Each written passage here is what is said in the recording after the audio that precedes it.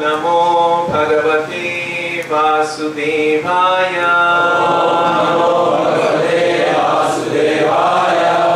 नारायण परा सर्वे कुतश्चन विद्यते स्वर्गापवर्गनरकेषु तुल्यार्थदर्शिनः Narayan पराः your devotees who are interested only in the service of Narayana,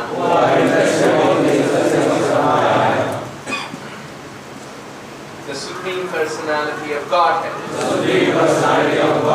Sarve, all, na, not, Kutaschana, anywhere, Vidyati, are afraid, Swarga, in the higher planetary system,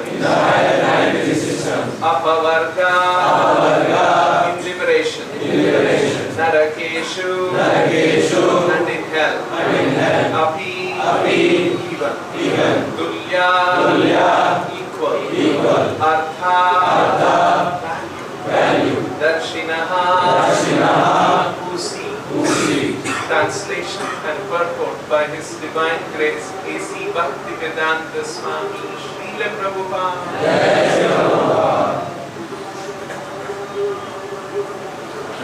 Devotees solely engaged in the devotional service of the Supreme Personality of Godhead Narayana never fear any condition of life. For them, the heavenly planets, liberation, and the hellish planets are all the same. For such devotees are interested only in the service of the Lord. Translation with repetition. Devotees solely engaged in the devotional service of the Supreme Personality of Godhead, Narayana, never fear any condition of life. For them, the heavenly planets, liberation, and the hellish planets are all the same. For such devotees are interested only in the service of the Lord. Purport by Srila Prabhupada. Parvati might naturally have inquired how devotees become so exalted. Therefore, this verse explains that they are Narayana Para, simply dependent on Narayana. They do not mind reverses in life, because in the service of Narayana, they have learned to tolerate whatever hardships there may be. They do not care whether they are in heaven or in hell. They simply engage in the service of the Lord. This is their excellence. Anukulyena Krishnanushilanam. They are liberally engaged in the service of the Lord, and therefore they are excellent. By using the word Nritya Vrityana, Lord Shiva pointed out that although Chitraketu provided one example of tolerance and excellence, all the devotees who have taken shelter of the Lord as eternal servants are glorious. They have no eagerness to be happy by being placed in the heavenly planets, becoming liberated, or becoming one with Brahman, the Supreme Effulgence. These benefits do not appeal to their minds. They are simply interested in giving direct service to the Lord. Thus ends the Bhakti-vedanta. This is the portion of the Bhagavatam which talks about a great devotee by name Chitraketu.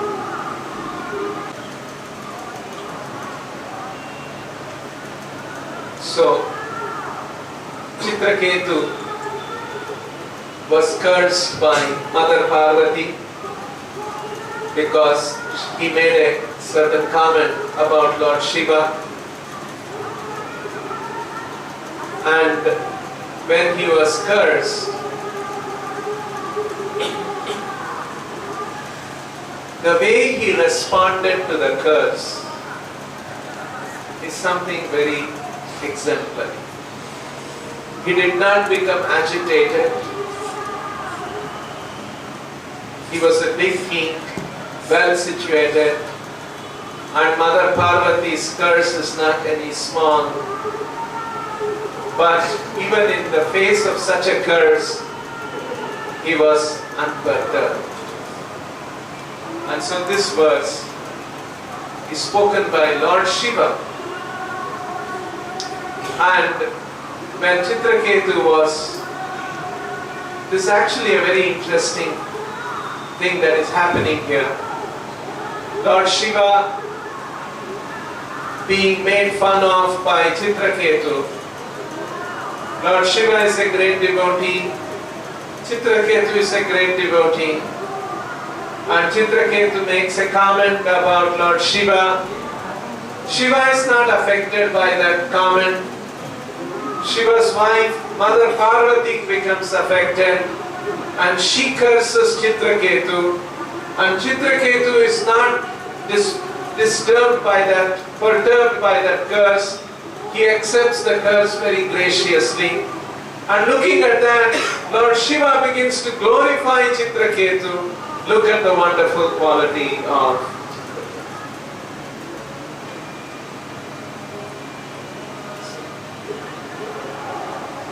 in the material world, we cannot expect this. If a man makes fun of somebody, some other husband, wife will get very angry. And when the wife gets angry, the husband becomes even more agitated. Both of them will join. And this other man who made any offense, he also becomes very affected. He will also give back. And I don't know what more can happen.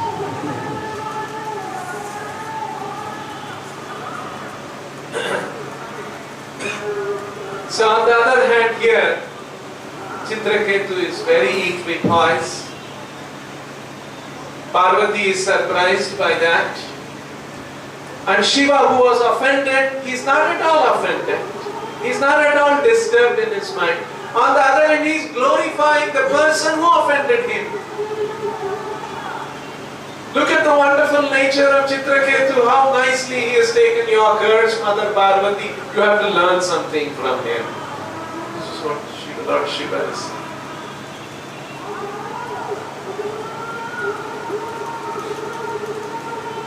So,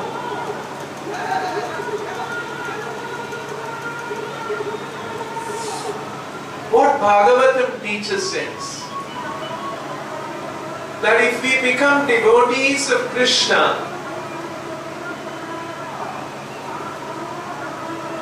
that consciousness will bring about the most wonderful qualities in an individual. And that is what we must try to appreciate and develop. We don't try to develop good character, good qualities separately. By being a devotee of Krishna, all good qualities will come about, and hence in the behavior of a devotee, all good qualities will be naturally present.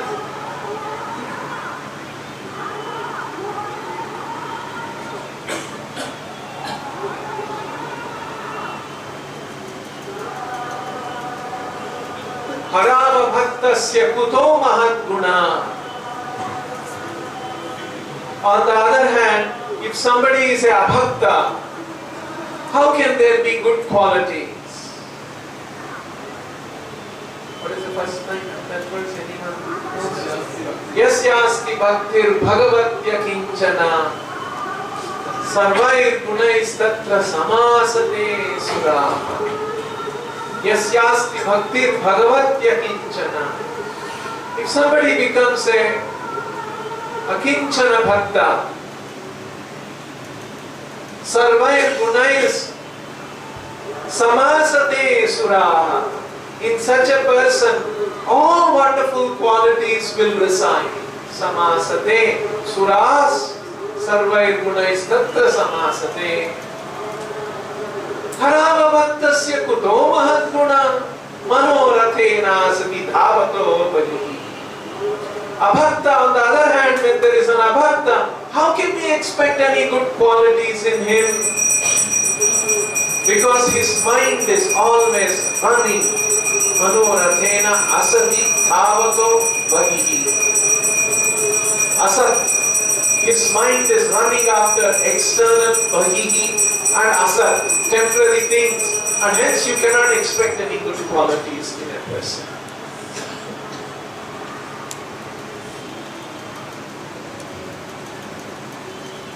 Now, this actually brings a great deal of responsibility on the part of all devotees.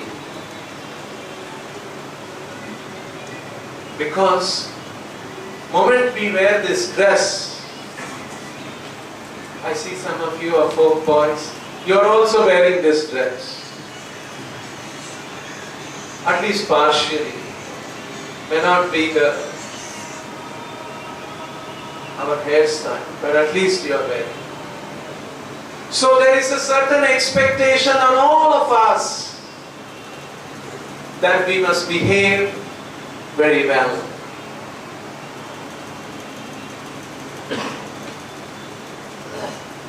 You must have come across this. These days, sometimes I met one person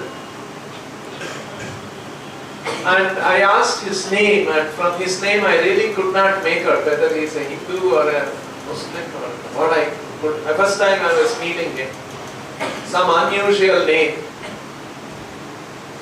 Somebody had brought him to me. He was not come for a temple visit, he was just come for some other business in the temple. So I was talking to him and then I asked his name and he gave some very unusual name. So I didn't know whether I should tell him something about Krishna. I was calculating how to say, what to say.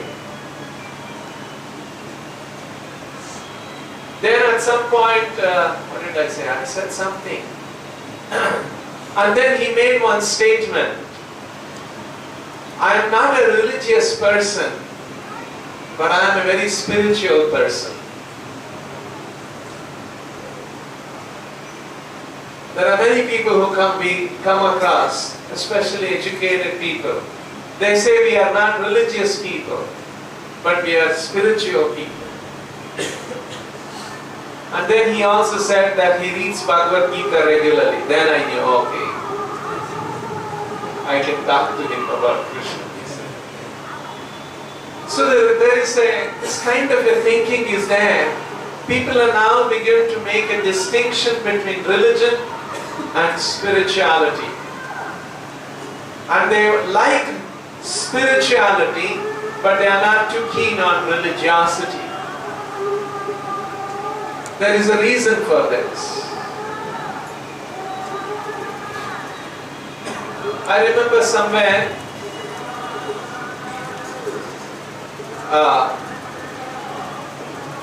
somewhere in the train or somewhere, there was a person who looked like a very religious person of another religion. From his externals you could make out he was a very religious person. And he was sitting right next to the window seat. There was another family who came and they had 2 children. And they also had one window seat and one child ran and sat there. And the other child began to cry. You know how children are. I also want to sit there. But they only have one window seat. Jai Shri Shri Jai Govinda Shri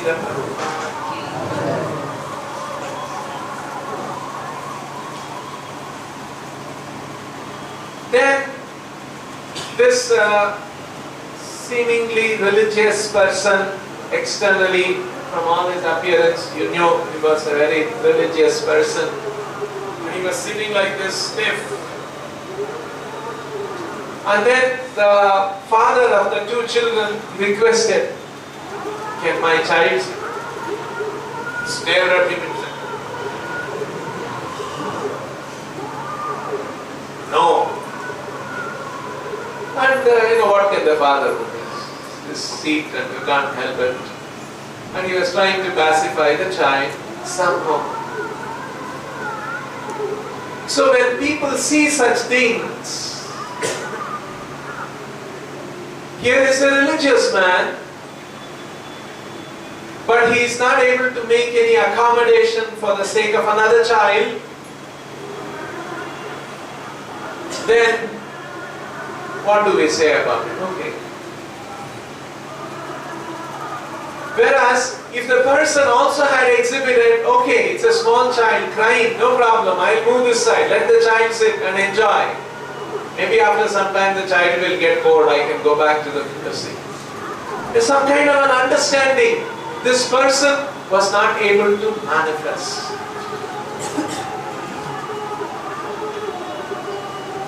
Now let's imagine any of you devotees. You are seated there. And maybe you are like some of our boys here. They are not in devotee dress and they are seated in pants and shirt. And a situation like that happens. And the father requests you, Beta thoda, look, no. You will say that, or you will say, okay, no problem. How we will respond? Are we ready to make a little sacrifice of our comfort? Sometimes there will be people in pants and shirt, and when they see something like, they will immediately make way and say, please take this seat. So the point I am trying to say is, as devotees, we have to manifest good behavior.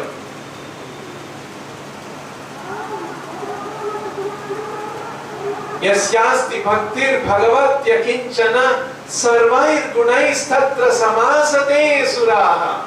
So a lot of people have seen people who are very religious sometimes don't behave well. And hence, they consider these people religious. What is it? But they are not manifest. They have not developed good qualities. What's the use of their religion? On the other hand, better to be spiritual, meaning may not have external appearances and religious practices and all of that, but be a good person, so that people seem to appreciate. So, as devotees, we have a very important responsibility to reflect good behavior in the society. Srila Prabhupada said, he told about all his disciples that his disciples should behave and conduct themselves very well. Srila Prabhupada said, looking at you, they will judge me.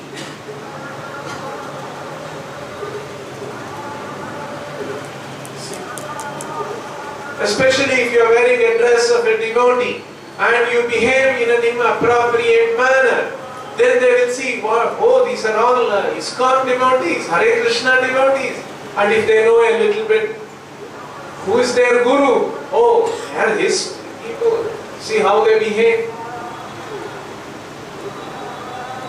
Or for instance now, if we see somebody, art of living, some of these kind of people are very popular in our country today. So if we see somebody from art of living and they behave improperly, what do we say? Hey, what is that man? That's Sri Ravi Shankar. What kind of teaching? We conclude about him. The world is like that.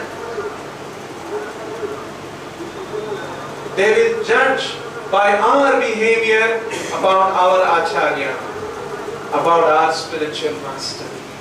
So we have to behave very well. And it is said that devotees of Krishna naturally develop all good qualities and we must be able to demonstrate that.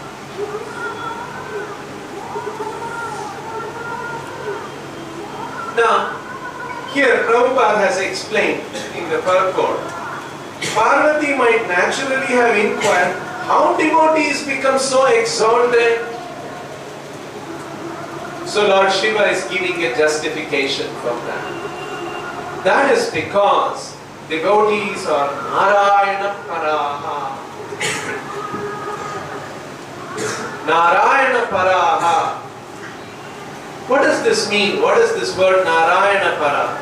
Krishna uses this word in a very early part of the Bhagavad Gita. Tani sarvani samyamya yukta asita matparaha vashehi yasyendriyani tasya prajna pratishtita. Here Arjuna had asked the question, what are the symptoms of a self-realized person? If those of you are familiar with the Gita and the second chapter of the Gita, the second half of the Gita, this question comes up and Arjuna asked the question, what are the symptoms of a self-realized person?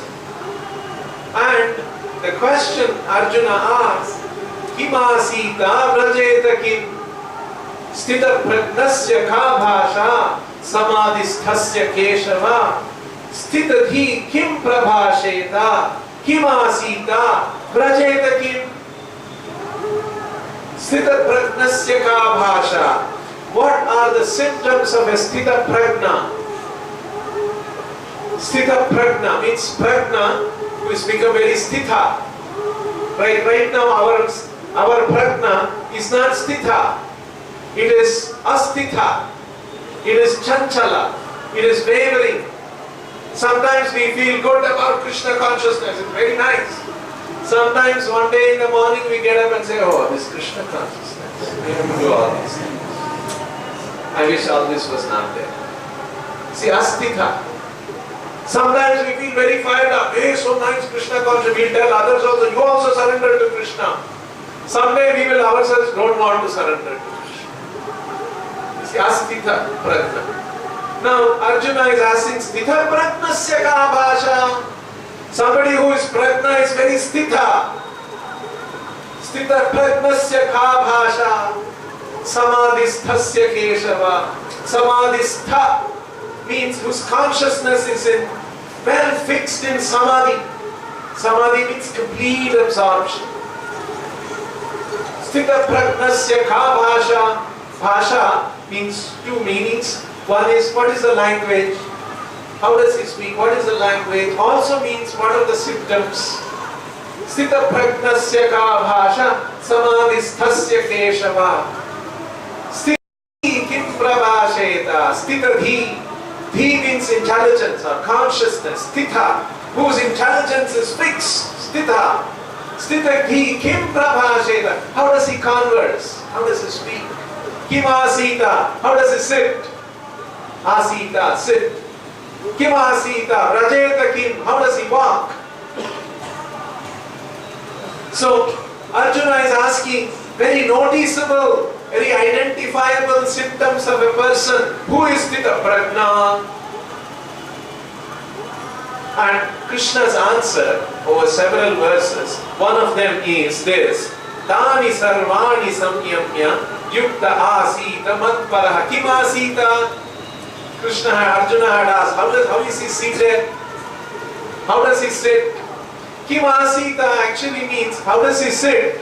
Also means how is he situated? So here Krishna is answering, Tani sarvani samyamya yukta asita matparaha vashehi yasyendriyani tasya prajna pratishtita. How? Tani sarvani samyamya yukta asita matparaha. Sarvani indriyani samyamya. Tani sarvani samyamya yukta asita. The previous verse is referring to the indriyani. Indriyani pramatini.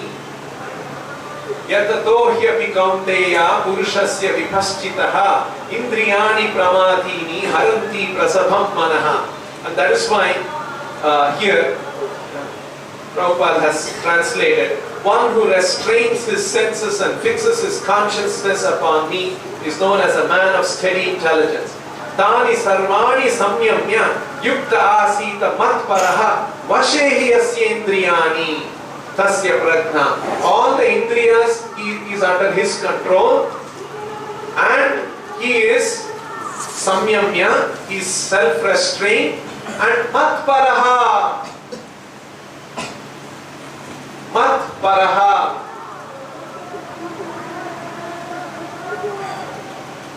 Here the word used in the Bhagavatam verse is Narayana Paraha. And Krishna is using the same word Matparaha, referring to himself, which means Krishna Paraha.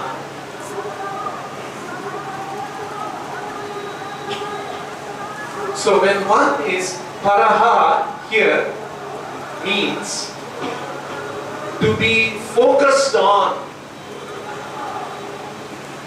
That is called Paraha. Narayana Paraha means always focused on Krishna, on Narayana.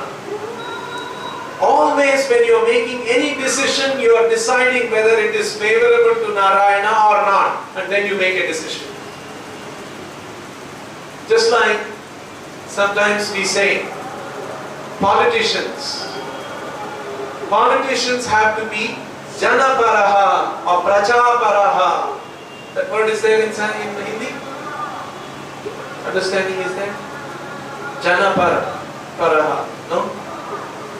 Okay. Prajaparaha means, all of you speak Hindi, right? Janata ke liye. That's it. Janaparaha. Prajaparaha. Like when they do business, they say our business is customer focused. That means they are saying we are customer paraha. You understand now? What is the meaning of paraha? Jana paraha. The politician has to be people centric. Whatever decision he makes, he must do keeping the welfare of people. People centric, people focused. That is called Jana paraha. Praja paraha, customer paraha. So we have to be Krishna paraha, Narayana paraha. Everything we do, we are focused on Krishna.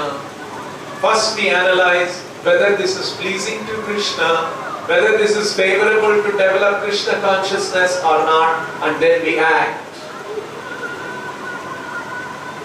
This is the final principle. And when such an understanding exists, naturally, such a person, Narayana Parasarve, na kutaschana vidyati. Svargapavarga narakeshu apitulyartha darshinaha. He, whether one is in Svarga, whether one is in Naraka, whether one is in Moksha, Apavarga means Svarga, Apavarga, Narakeshu. Svarga means heaven, Apavarga means liberation, Naraka means hell, Tulyartha Darshinaha. He sees all of these things as equal. He is not disturbed at all. So this is a verse which is telling, because in life, we can't be always confident that everything will be very nice in our life. Sometimes difficulties will come. Sometimes happy things will, happy situations will be there. Sometimes very fearful situation may be there. Tasya tulyartha darshinaha. He sees tulyartha. Tulyartha means equal value. Tula means to weigh. That word is there in Hindi. Tula. Tulyartha means equal value. He evaluates that these are all equal value. Darshinaha. In that way he sees. He's not disturbed by anything. Once Srila Prabhupada went to a new place, new city, and there were no proper facilities in that place. Usually when Prabhupada went somewhere, especially in the latter part of the days of ISKCON, devotees would make a lot of good, nice arrangements for him. But in some places in the very early days, there were no proper arrangements for Prabhupada. So when Prabhupada went to this new place, there was no place to sit. So he had a chadar. He took his chadar and put it on the ground, and he sat on the chadar. That became his asana. Then he had one trunk, and he told the trunk to be brought and kept in front of him. So he kept that as a table. And then he took out his books and other things and whatever he had to do, and he continued to do his work unaffected. So sometimes good facilities may be provided, sometimes not so good facilities may be provided. But one is not disturbed. Once Srila Prabhupada was flying in an airplane, and they were seated in a place, and there was a football team of some country. And you know, football people who play football, they're very big and big-willed and rough people. And these people were all very rough in their talk and their behavior, and they were smoking. So there was one devotee seated next to Prabhupada. He told the women who are there, the cabin crew, he said, please tell these people not to smoke. And then she said, okay, I'm sorry about it, and she went and told those people. But those people would not listen, and they would smoke. And the smoke was all around. And this devotee was getting very disturbed. And then he was sitting next to Prabhupada in the seat. And then he was about to get up and go. Prabhupada said, sit down. You should tolerate. Don't behave like an ordinary man. As devotees, we should learn to tolerate all kinds of people.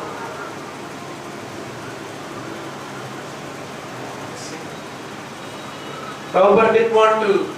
Yes, we told already, but they are disturbing in their own world.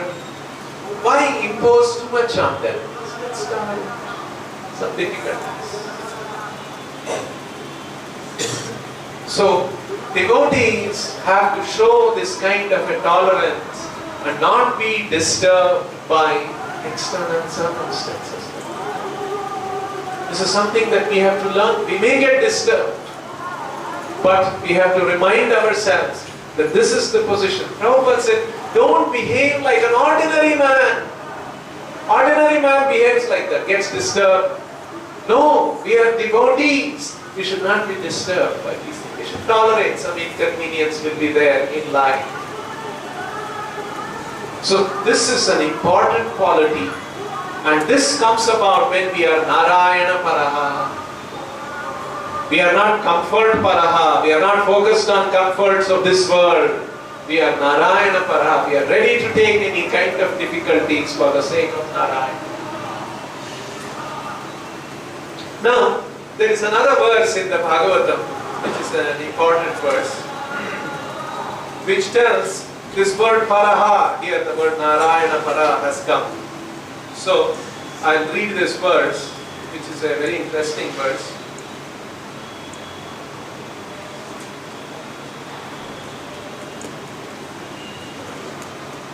This is one of the last verses in the second chapter of the Bhagavatam. Yes.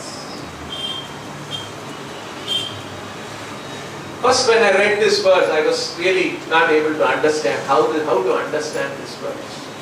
And then it took a little time for me to figure this out.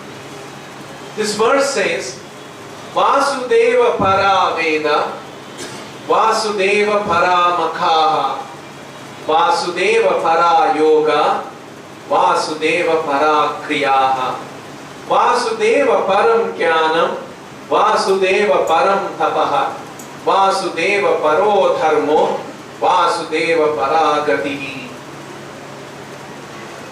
The translation of this verse is, in the revealed scriptures, the ultimate object of knowledge is Sri Krishna, the personality of Godhead. Prabhupada is translating, Vasudeva para Veda. How is it translated? In the revealed scriptures, the ultimate object of knowledge is Sri Krishna, the Supreme Personality of God. Now you are able to make up? Vasudeva para Veda. Vedas are Vasudeva paraha.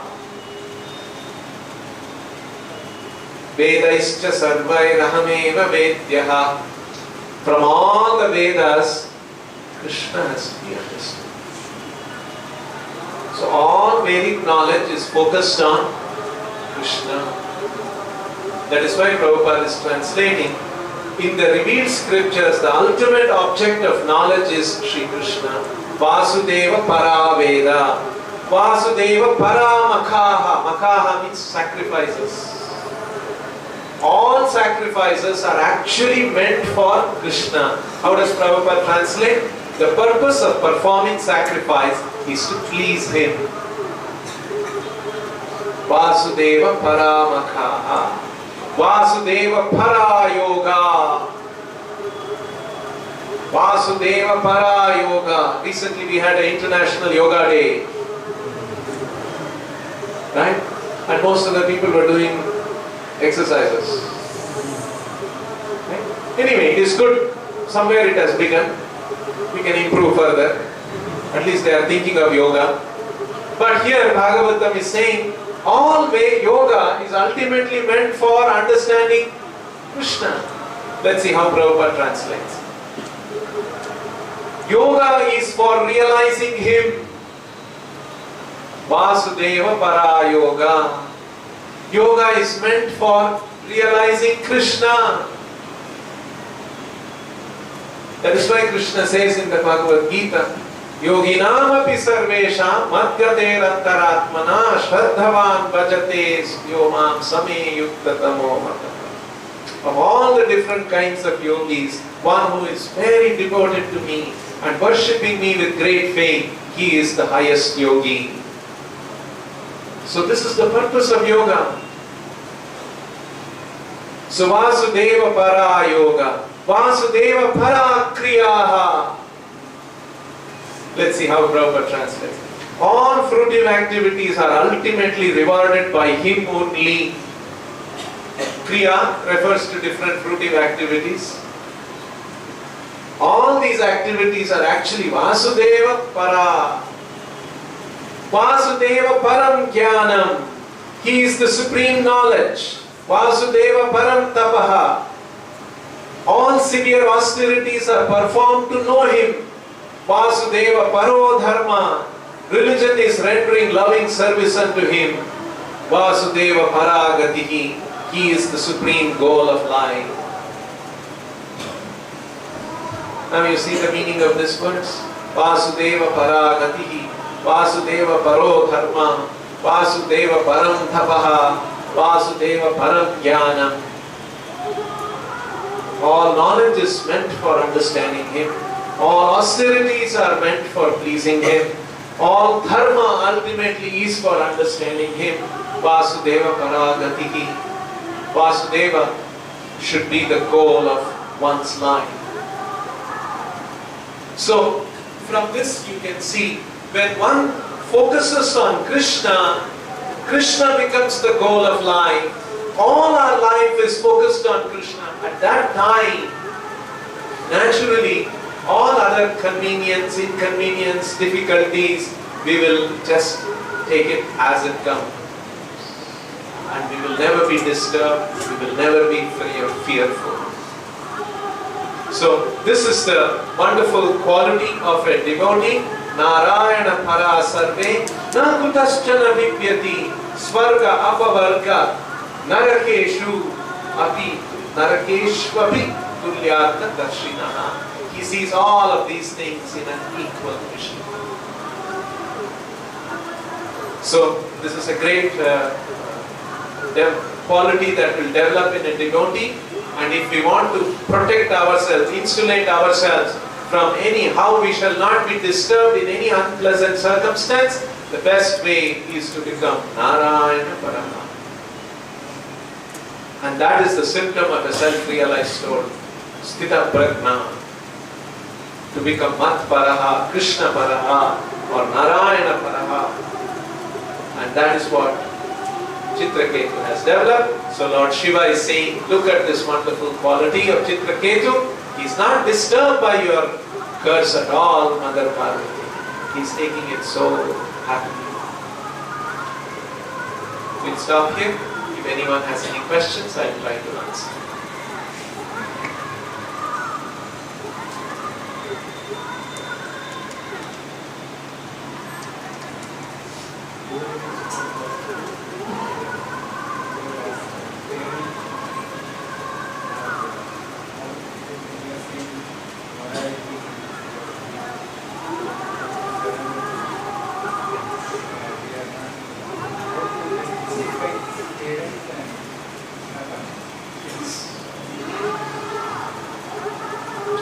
So, how to deal with parents? See, or friends. Okay. Friends are relatively easier, but anyway, we'll discuss both. Now, parents.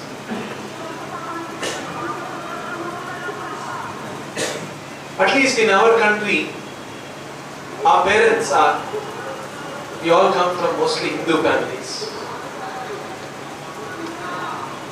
By and large. So let's take our case, those kind of cases.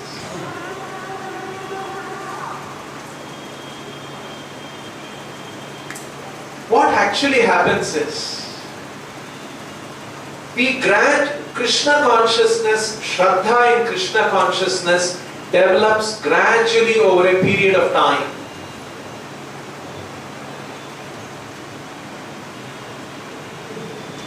How did Krishna conscious Shraddha develop in all of us?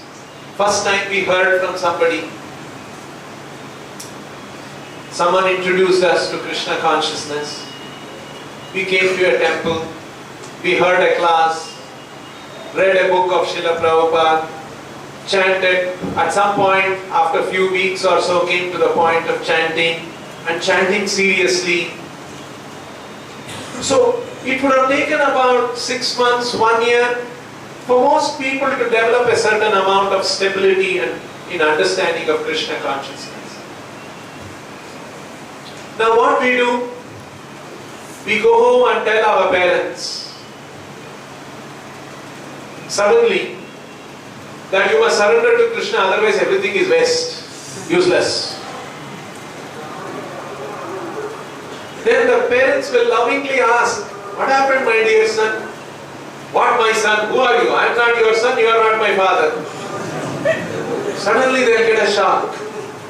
You took 1 year to understand that you are a spirit, soul, and father, mother, they are all, yes, there is a place for them, definitely, but ultimately Krishna is our supreme father.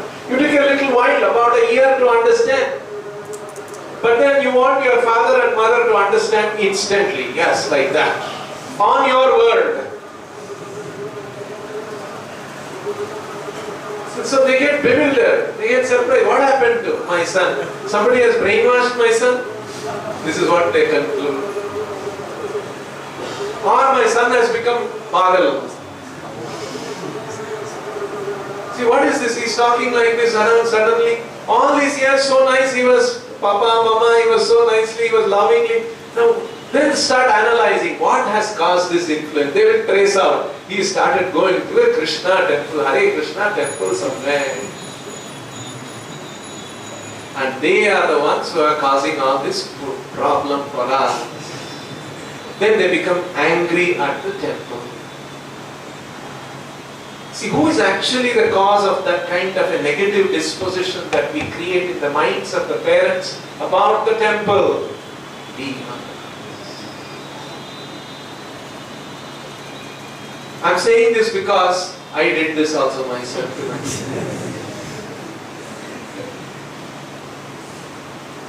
Very insensitive, not considerate, not being careful about their mindset, how they are thinking. Some devotees gradually preach to us and slowly transformed us and helped us in our journey of spiritual understanding. And we are a little younger people. Right? All of you were younger when you took to Krishna consciousness. So when you are young, you are very nimble. You are very flexible. And when you become older and older, old people are not very flexible.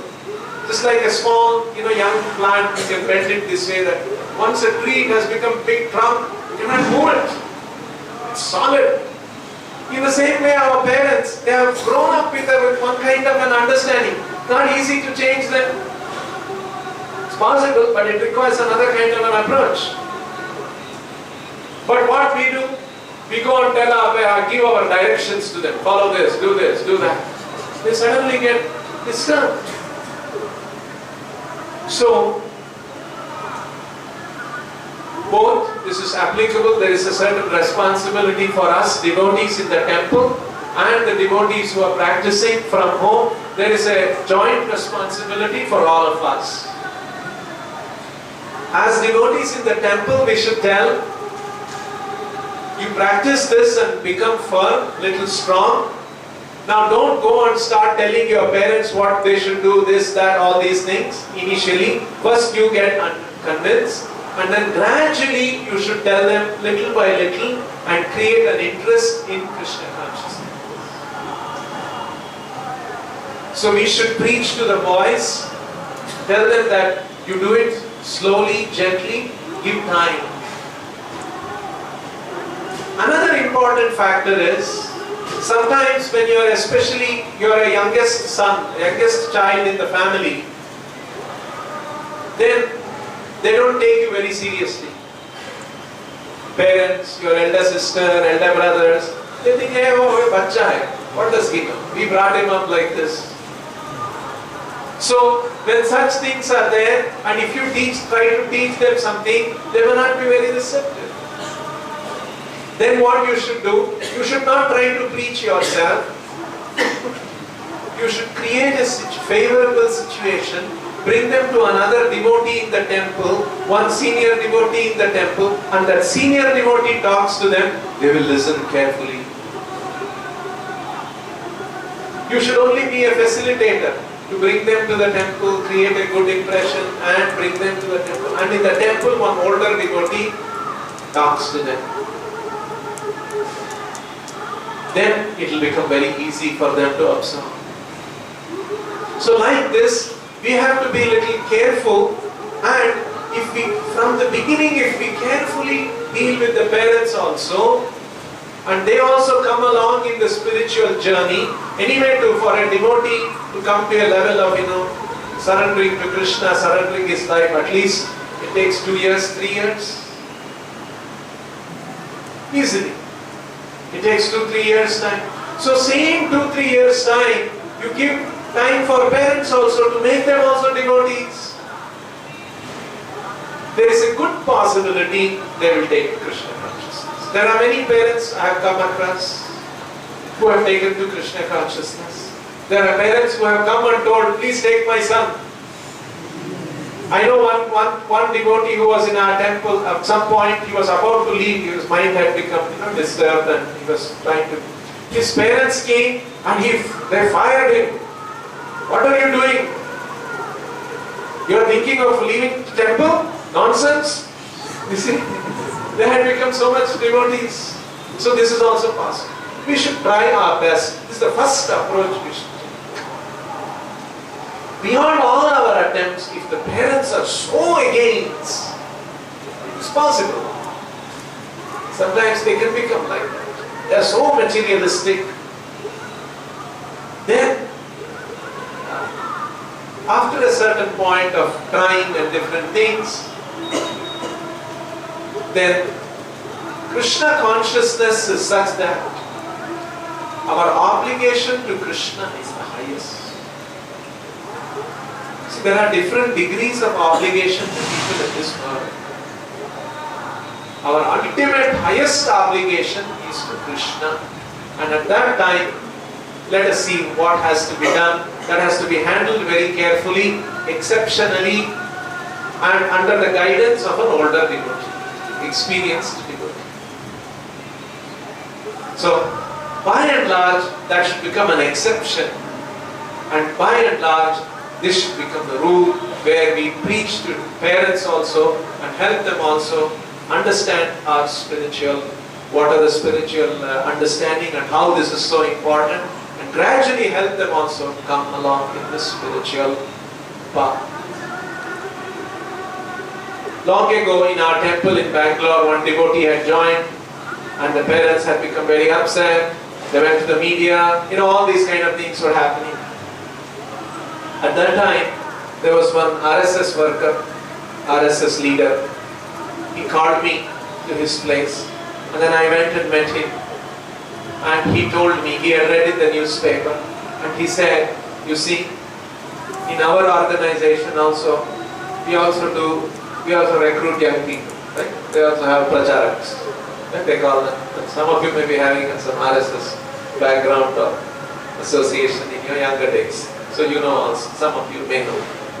So he said, you see, moment we identify somebody is taking to our RSS principles very seriously, we will immediately start another initiative working on the parent.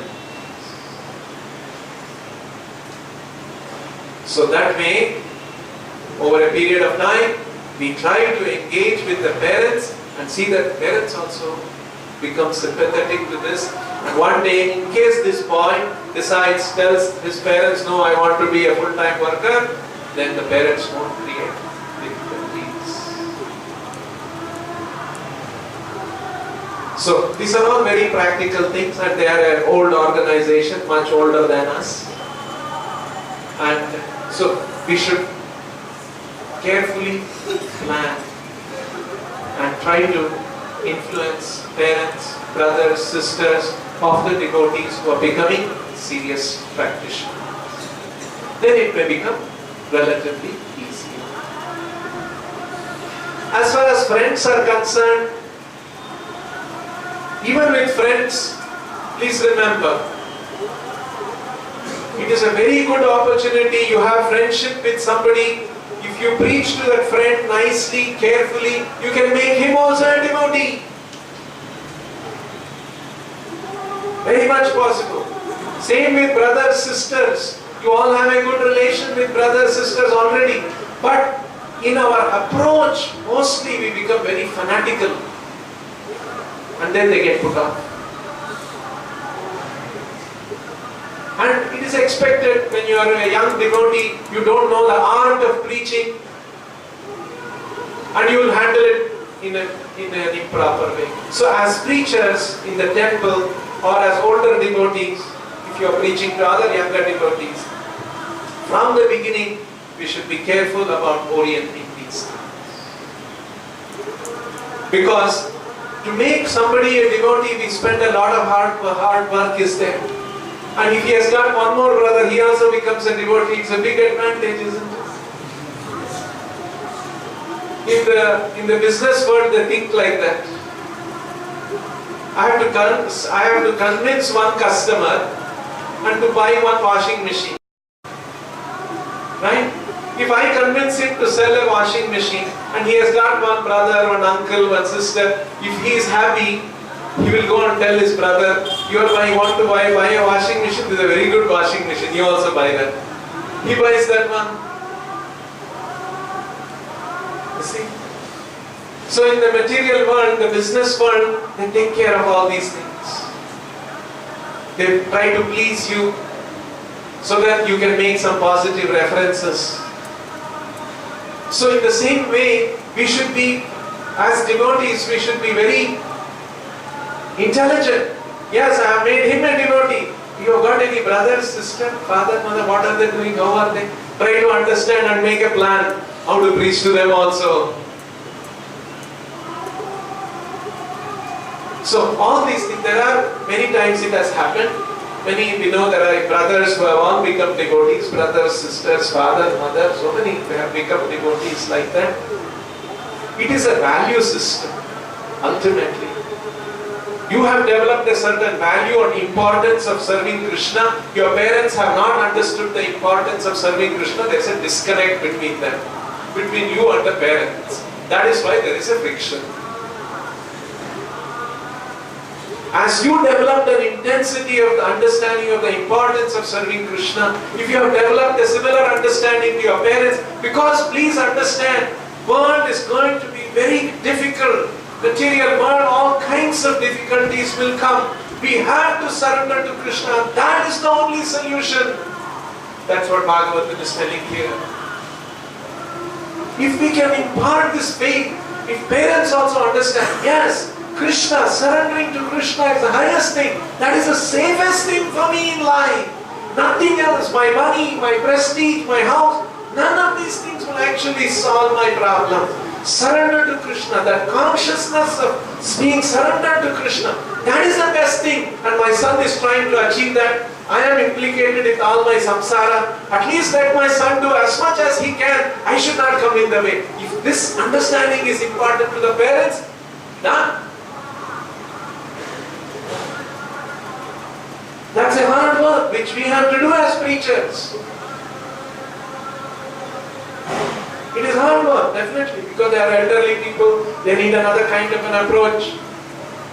So you should take help of older devotees in the temple to preach to your parents.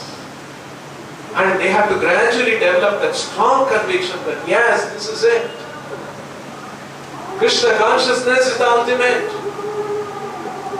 This morning I saw somebody, a lot of people walking near the beach, and to remain fit, they are all jogging and all those kind of things they do, right? People are doing all that. In the middle of that, there were some few people carrying a dead body. And some of the people were seeing the dead body. When you see a dead body, you get a little bit unsettled. But of course, as soon as the dead body passes, we again become settled in our materialistic understanding.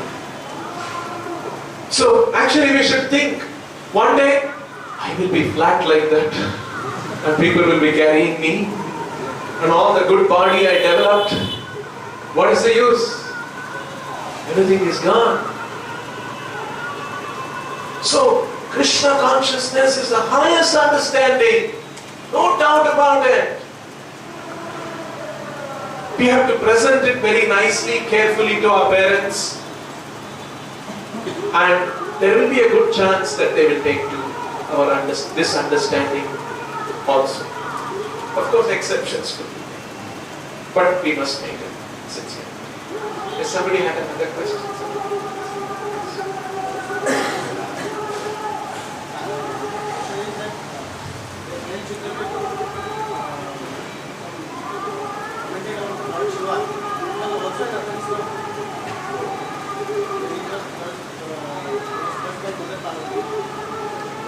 Mother Parvati saw it as a curse. But actually Chitraketu and Lord Shiva, because they were both devotees, they had a certain understanding, and Lord Shiva never took it as a curse, and Chitraketu also, Shiva never took it as a serious offense, and even Chitraketu did not really intend that to become an offense. Like I may have a very good relation with another devotee, and I may say, hey, what is this, you are eating so much.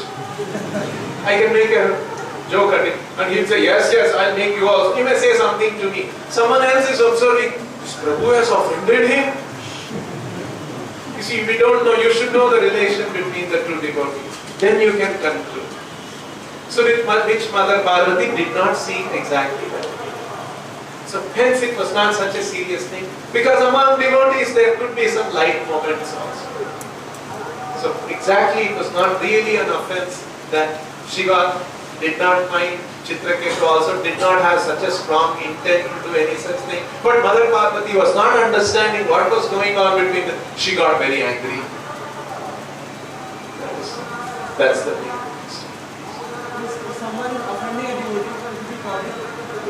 If somebody is offending,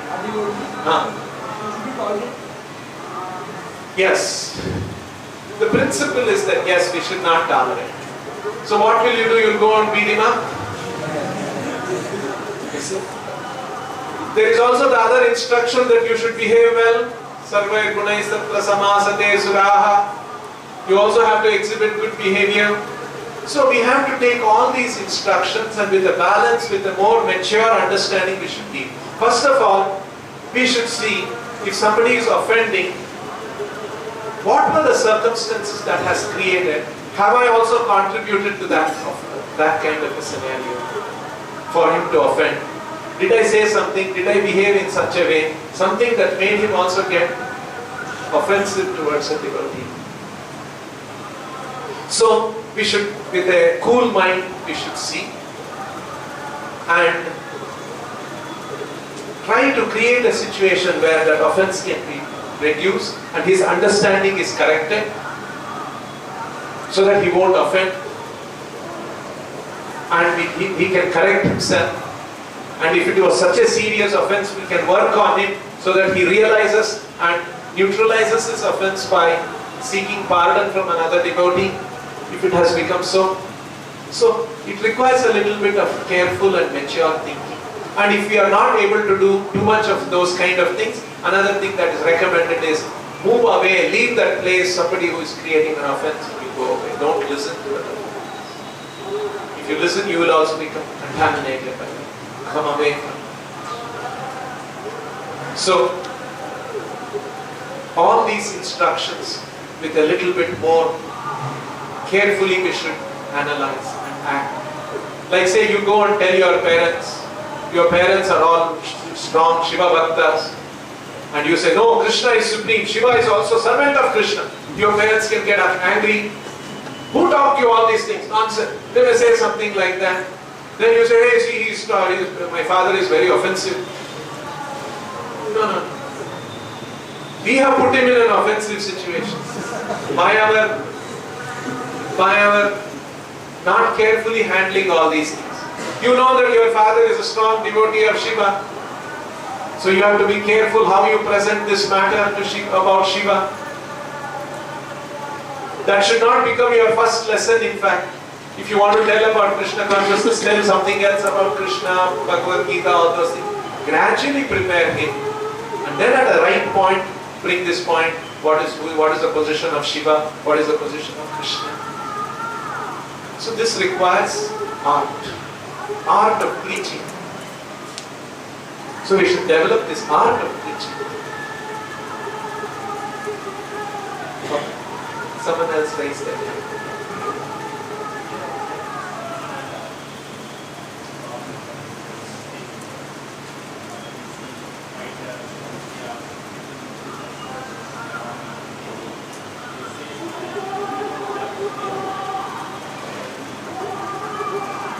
Okay. This question is fear of death we talk about. But some people, fighters, army people, they say we don't fear death. Games. Yeah, some extreme games.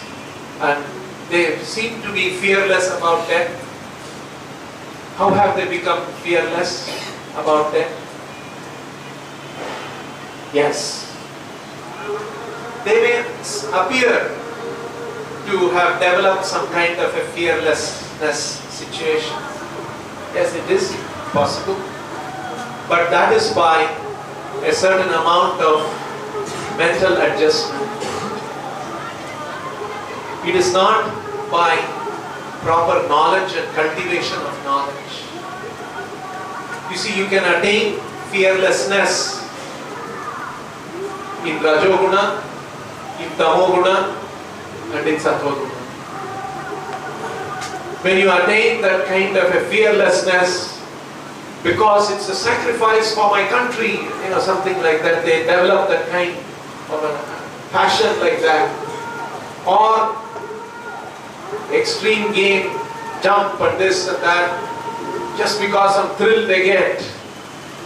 You see, these are all fearlessness, but this is not the best kind of fearlessness. The difference that a devotee develops fearlessness is with full understanding. Yes, even if there is death, what will happen to me? How Krishna will protect me? Because I have developed this consciousness, where will my soul go? Whereas these other people, they have not developed this understanding. It is a mental adjustment. They are saying, no, I will face death. They are ready to do that. And in case they have to face death, their end is not going to be so glorious as in the case of a devotee who has got full understanding and developed right consciousness. He may have to die, and in such a case, whatever consciousness, sada tat bhava bhavitaha, whatever that bhava bhavitaha, whatever his consciousness is absorbed in, he will have to take a suitable body of that kind. So, some kind of a mental psyching, mental adjustment, one can develop some kind of a fearlessness. But that is not the kind of a fearlessness that Krishna consciousness is offering. It is with the proper understanding what is death, how we have to all face death, what is the reality of this whole world, understanding all these things, developing fearlessness with proper understanding, that is Krishna consciousness. Prabhupada also gives this example. There are two kinds of students who are fearless about examination. Somebody who doesn't care for the examination. What happens to the examination? Anyway, it doesn't matter. They don't care for that. There's another kind of a person who is fearless about the examination, who has studied very well. Which do we want to be? This boy also, he is fearless, or he is, why? He has sight in his mind. It doesn't matter, Jayega. Let's see what happens. He's also developed fearlessness, apparently. But which of the two is better? Somebody who has studied well and really equipped himself, so he is better situated.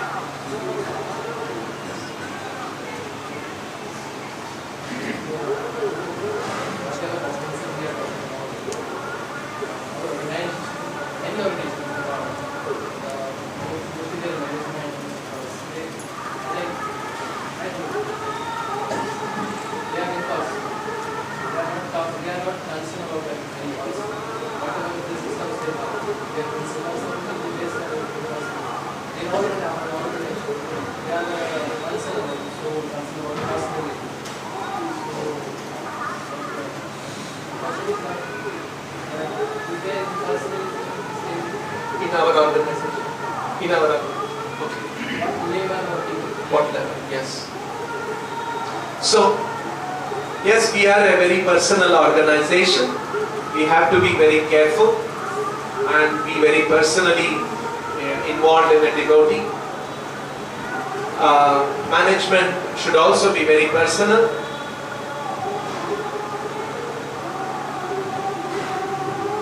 But sometimes management is a very difficult job.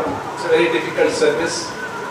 When we are handling devotees, sometimes a devotee has become very much against the organization, against service, against some things, develop a very negative attitude. Even there we try to help as much as possible. Another thing we do is to send a devotee from one temple to another temple. So that in a different scenario, different environment, we may develop a better. So we must try all of these things and try to be personal and try to be helpful to another devotee. We must do, that's the management, overarching, guiding, foundational principle of the management should be. But, you see, we should also realize from the side of the management and from the side of the devotee, there are very few institutions in the world who try to keep people for their lifetime. It's not easy to keep people with the institution for a lifetime. School, college for instance, they'll keep you for 4 years, they'll give you education, give you certificate and back you off, over. Right? And every year they're getting new people, after 4 years they're cleaning up, sending away. There are very few institutions who keep people for a long time.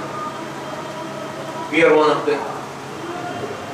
And so it has its own challenges. And a human being over a period of time, 10 years, 15 years, 20 years, 30 years, they change also. Their thinking, their understanding, things change. So they may develop a little negative.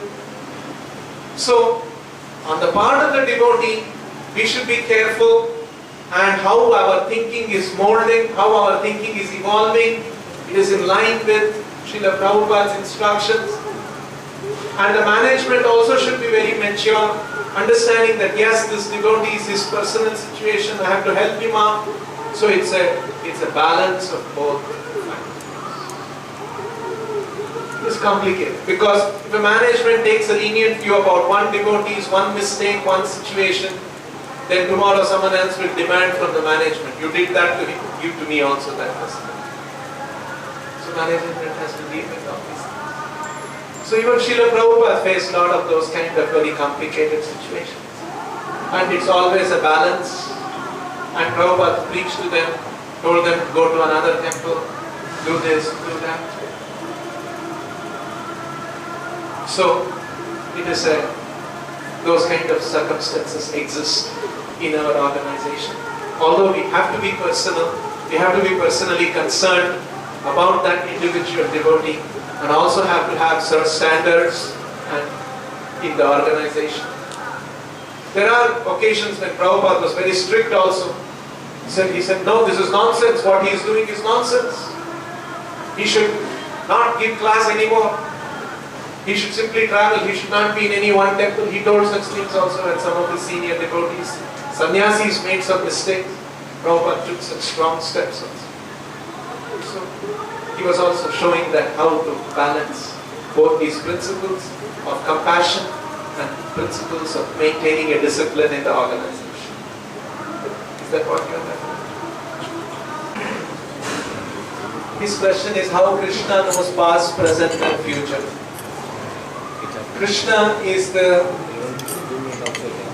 Krishna's situation is very different from our situation. Our knowing, either present, past or future, anything, is through our mind, our senses, our intelligence, which has limitation. Krishna has unlimited intelligence, unlimited capacity. Just like if you are having a phone call, you are talking on the phone, one more phone comes. What you will do? You will say, please hold on, wait, and then take this phone. You cannot keep both the phones and keep hearing and speaking. You cannot do. You can do one at a time. If a third phone call comes, you don't know what to do. You go, please wait, and then take the third one. Right? This is our limitation. Whereas Krishna has no such limitation. Krishna can get 1 million phone calls.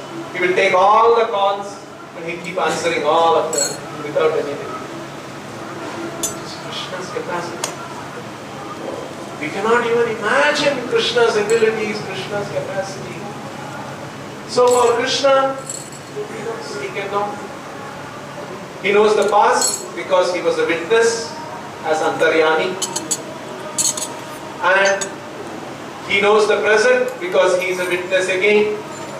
And he knows the future because he knows the past and the present and the nature of that person, what kind of decisions he has made. So he knows how karma, according to the karma only, it is going to unfold. He is the one who is responsible for that. So he also knows how the future will turn out to this karmi person, to this ignorant person.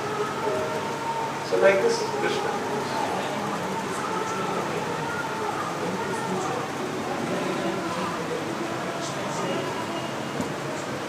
Krishna did not decide. You decided, right? To go back to material. Krishna is sitting in your heart. Krishna is sensing. Krishna is sensing all our desires. Even when we come to Krishna consciousness, you see, when we say desire, there are different levels of desire or intensity of desire. Krishna is conscious of all these things. So when we say, I want to surrender to Krishna, there are two desires. So far we were thinking, I must enjoy life, I must become a big man, I must become a rich man, all these things. Now we heard about Krishna consciousness, I've developed desire, I want to serve Krishna also, I want to surrender to Krishna. Both desires are there. And then Krishna will see which one is more intense, which is feeble. Our desire to serve Krishna, maybe a little feeble desire. Our desire to earn money, become big man, that will still be very strong. I want to enjoy this material world. So Krishna is conscious of both. And in the material world, opportunities will be coming. Now when you show that when opportunities are coming for enjoyment, you are more and more inclined towards that. Krishna will not come in the way. He has given the free will to the living entity. He will just be watching. Let the living entity decide. And if he wants to serve Krishna and all these difficulties are coming, he's praying to Krishna, no, I want your service, Krishna will give protection. Dadami buddhi yogam tam yena maam upayantite. I give the intelligence by which he can come. So Krishna is dynamically involved. According to our desire and the intensity of our desire, Krishna is allowing. You desire that, no, I want to enjoy life. Krishna will say, alright, you have not yet decided to serve me. Alright, he will give that kind of an intelligence according to the yes.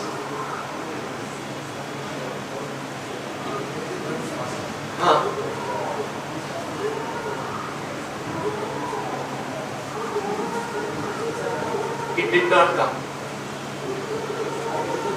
Okay. You have joined now? Somebody else told you that someone told him to join, but he is not developing the desire to join. Okay. Actually, there is another principle. We don't have to tell somebody to join. We should tell all the things about Krishna consciousness which are so wonderful, then that person must come himself and say, this is so good, can I also become like you, devotee? That is a much better. Instead of asking, 1 year over, 6 months over, when are you joining? See, that is kind of a putting pressure, mental pressure. Better than that is, don't have to tell anybody to join. Keep telling about Krishna consciousness. So wonderful. What is surrender to Krishna is how we have to surrender. Otherwise, material nature, anyway we are surrendering. We have no other hope. Our nature, our position is to always be surrendering. Is there a place where I can surrender and also be happy? Because material nature, when old age comes, you have to surrender. When disease comes, you have to surrender. When death comes, you have to surrender. When failure comes, you have to surrender. Your position is to surrender. And you have to suffer when you surrender to all these things. Now, is there a way you can surrender to Krishna and you can be happy? That is, yes, that is surrendering to Krishna. So, all of these different aspects, if we are nicely presenting Krishna consciousness to people, then at some point they will themselves develop. And when they develop, in fact, what I used to do when somebody comes and tells me I want to join, I will tell them, why do you want to join? So nice outside. You see, so many devotees are there outside practicing also. They are also devotees. You also be like that. He must come and say, no, I don't want that. I want this only. Then that is an indication he is now a mature. He has developed strong conviction. He has to give reason, no, this is better than that. He has understood that. Then he is ready. We should prepare. We should preach properly. And not some kind of a mental, it's not a mental game. I dominate over his mind. No, we should not try. It's his free will. You understand? Because Krishna consciousness is a very intellectual philosophy. It's the highest intellectual philosophy. It is not some sentiment. We don't have to do any mental tricks. We have to tell the facts. This knowledge is so rich. Tell the fact, tell them about who Krishna is, how loving he is. Then he should listen.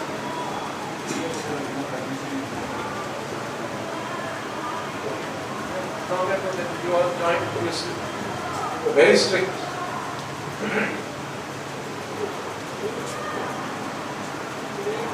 Yes, one question.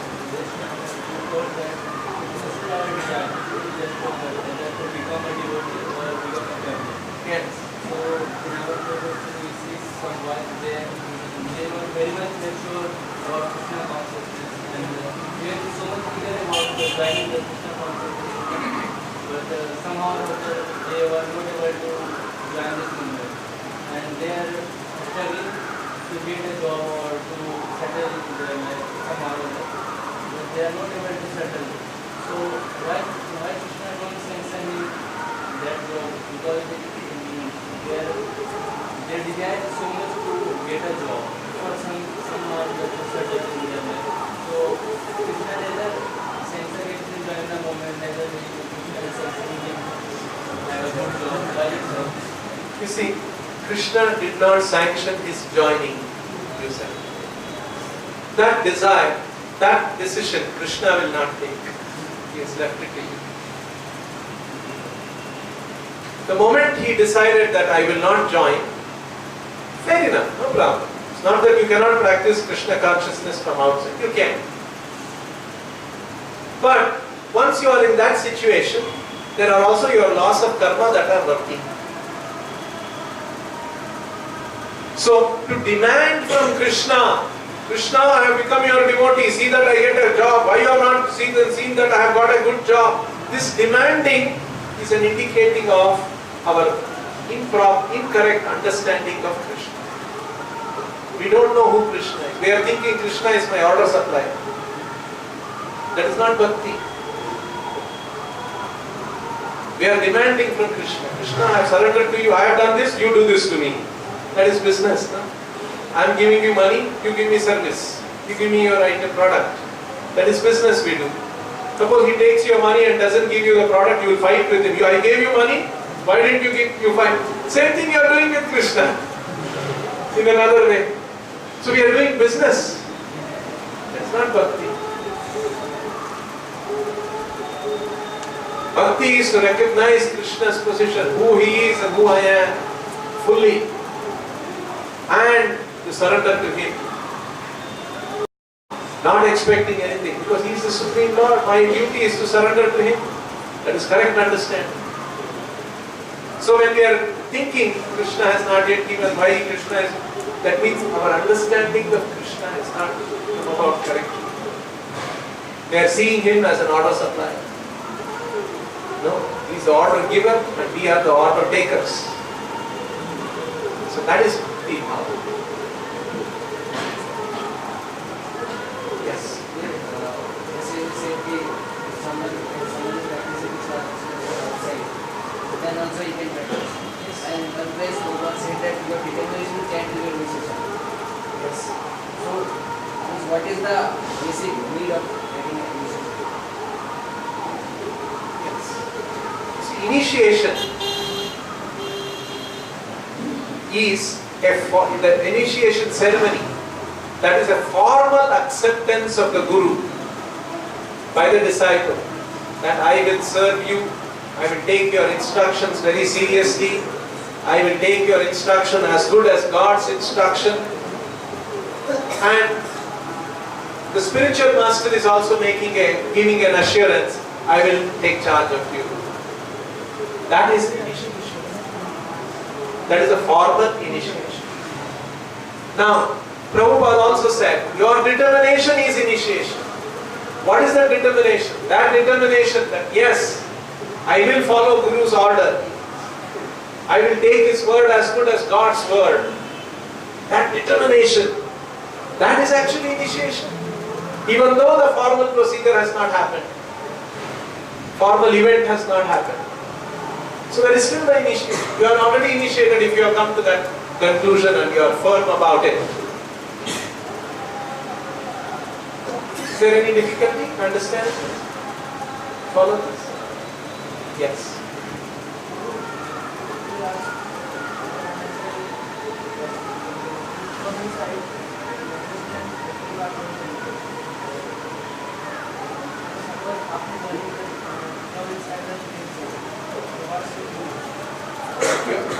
understanding, feeling is not coming. That's what your question was. Not coming yet. Don't join.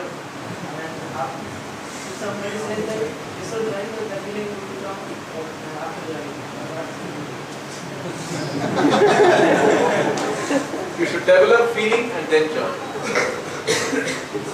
That is better. So after joining, you suppose you don't develop feeling also.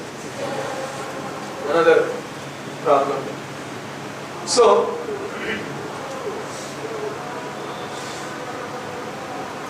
very important to develop proper understanding. If you understand the purpose of life, the meaning of life, you reflect on it. What Prabhupada is teaching. Chant nicely, read Prabhupada's books carefully, understand what Krishna is saying. Yes, this is not an ordinary thing. Manushyanam sahasreshu kaschid yadati siddhaye yatathamapi siddhanam kaschin mam veddi tattvataha. We are trying to understand Krishna as He is. Many people don't know this. Mam veddi tattvataha, to know me in truth. So this is not an easy thing. Not everybody will want to understand Krishna in truth. They all have their own lives. They all have their own plan in their life. Who wants to understand Krishna? Parishyanam sahasreshu kaschit yadati siddhaye yatathamapi siddhanam kaschin mam veddi. Out of thousands and thousands of people, hardly one endeavor to know me. Out of those thousands of people who endeavor to know me, hardly one knows me in truth. This is what Krishna is saying. So it's a very rare thing. Don't force yourself. You just try to understand, and you are fortunate, you will develop that very strong desire. And then you can serve Krishna. If you are not able to develop that, no problem. You stay outside and support Krishna conscious activities. In whatever way you can, you support that. That is also possible. Suppose, as he asked me, suppose somebody is practicing Krishna outside, and he is practicing, he is following Prabhupada and supporting also. So, will he go to God? He will go back to God? Oh, why not? If he is pure devotee, he can go back to God. Point is, he should become a pure devotee. So yes, it is not that only when you join the temple you can go back to God. It's not true. If you are a pure devotee there, in that situation, you can go back to God. If you are a pure devotee here, you can go back to God. But the opportunity for becoming a pure devotee is much more intense in the temple atmosphere. There are a lot of facilities, a lot of arrangement there. Entire arrangement for doing very intense devotional service is all planned very nicely in the temple atmosphere. There are very big advantages are there. But you have to do some sacrifice. If you are not able to do that sacrifice, alright, stay outside and do the best you can there.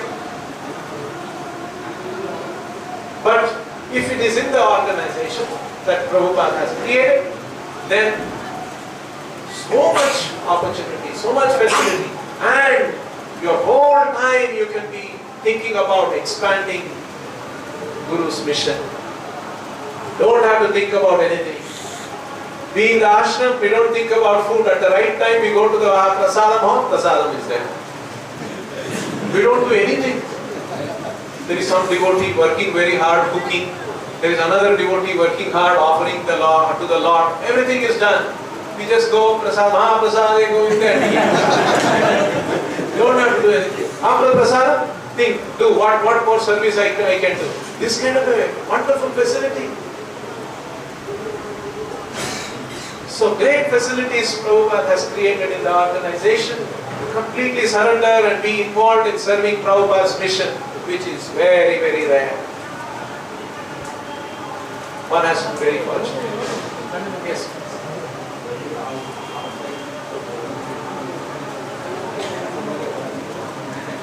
Yes. Yes. Yes.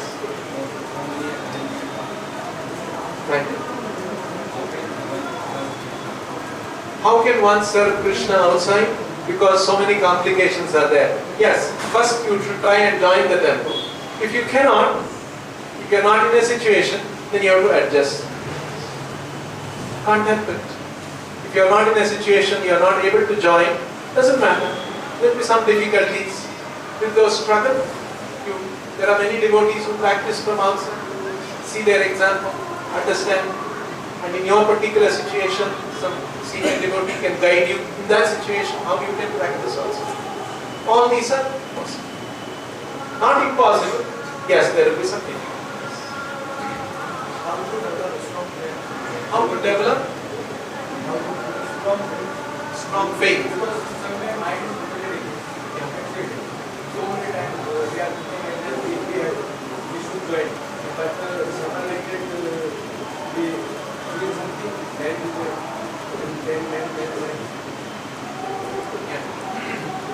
Faith develops by association.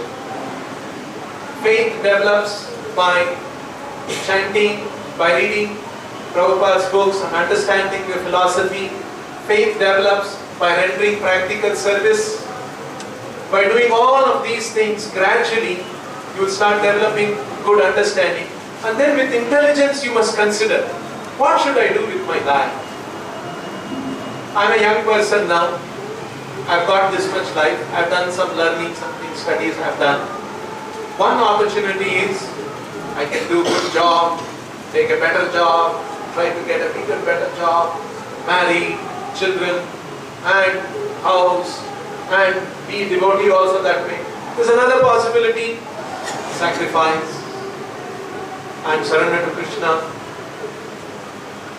Leave everything to Krishna, let whatever happens. Which one shall I do? One should objectively evaluate. Oh, what will happen to my old age if I join the temple?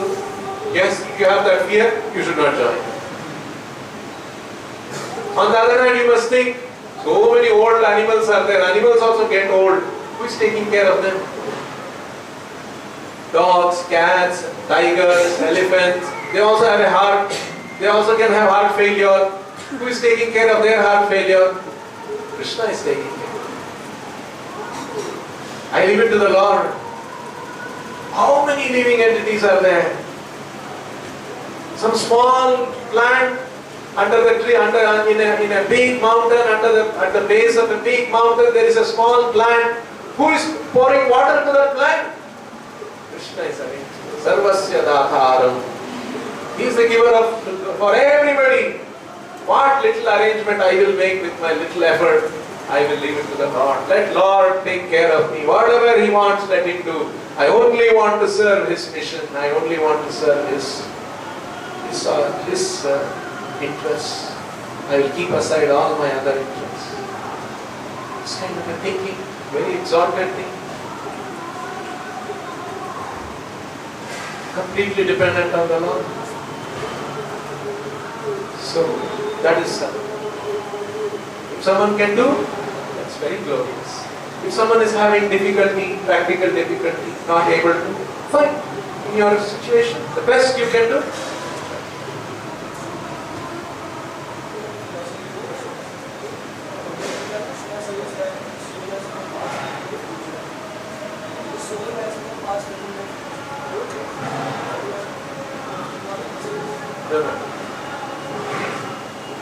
Krishna is saying the soul was never born, never dies, never did it come into existence, never will go out of existence. Krishna does not exactly say what you are saying. Didn't have a past. Yes, soul has a past. Has been eternal. Soul has now, soul has future. That word is not what Krishna has said. What Krishna has said is na chayate, na mriyate, va katachit, nayam atma bhavitavana bhuyaha, ajo nityo shashvato yam purano, na hanyate hanyamane. What Krishna is saying is, there was never a time when the soul did not exist. Never a time the soul came into being. Never will there be a time when the soul will go out of existence. So in other words, you can't do anything to extinguish your existence. You are eternal. You cannot put an end to your existence. You can put an end to your body by committing suicide, like foolish people do. But they didn't put an end to their existence. They will continue to exist. Avinashi tu tadviddhi ena sarvamidam tatam vinasham avyayasya. That soul is avinashi. Even when the body is killed, that soul is avinashi. This is what Krishna is telling, and that's what that soul we are. We will never die. We will always remain. How to remain? How we shall remain eternally. That is all. Yes. Devotee.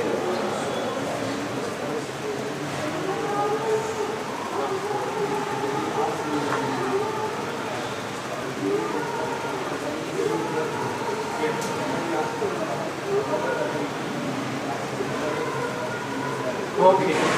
Okay.